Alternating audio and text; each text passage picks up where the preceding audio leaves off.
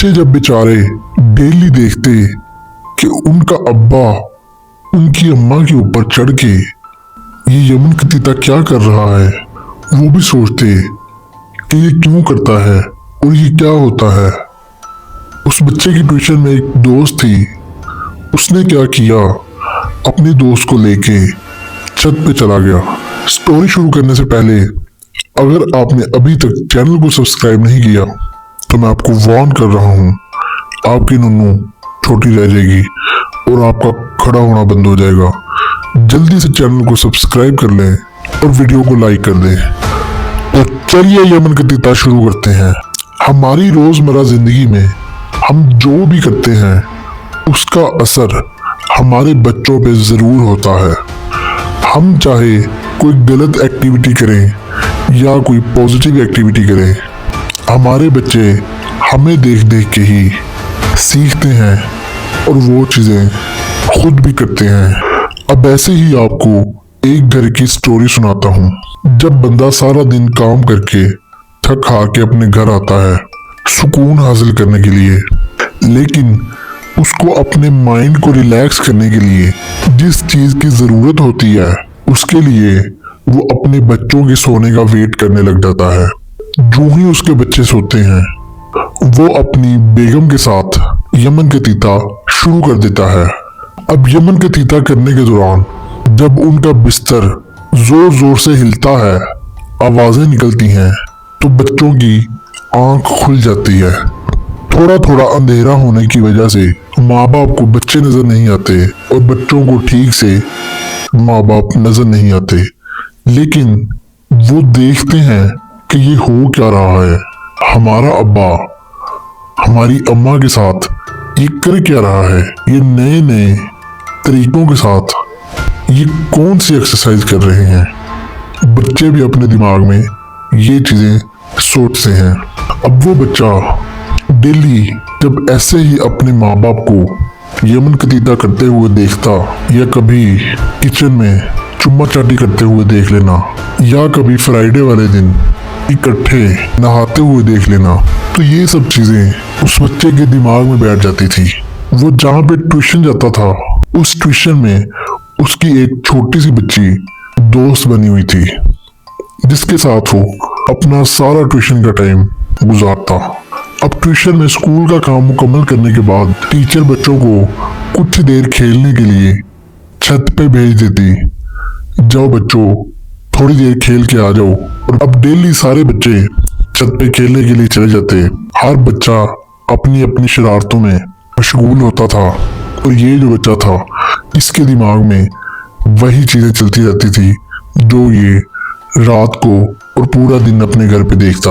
उस बच्चे के दिमाग में आया, मैं भी देखता हूँ कि यहाँ पे एक ऐसी कौन सी चीज होती है जो मेरे बाबा करते हैं और क्या करते हैं और कैसे कैसे करते हैं, मैं भी तो करके देखूं क्या होता है। वो बच्चा सेम टू सेम वैसे ही उस छोटी बच्ची को करने लग जाता है जैसे उसने अपने माँ बाप को देखा था। उस बच्ची के साथ वो जो जो चीजें वो देखता वो सारी चीजें वो उस बच्ची के साथ करता। अब एक दिन उनको ऐसे ही उनकी टीचर ने देख लिया। उनकी टीचर ने तो उस दिन उनको डांट के भगा दिया कि दोबारा ऐसी हरकत नहीं करनी, लेकिन उससे अगले दिन फिर उनकी टीचर उन्हीं बच्चों को यही हरकत करते हुए देख लेती है। वो फिर से बच्चों को डांटती है, बच्चों ये बहुत ही गलत काम है, ये दोबारा आपने नहीं करना। लेकिन वो बच्चे बेचारे बच्चे थे, उनको क्या पता कि ये गलत काम और सही काम क्या होते हैं।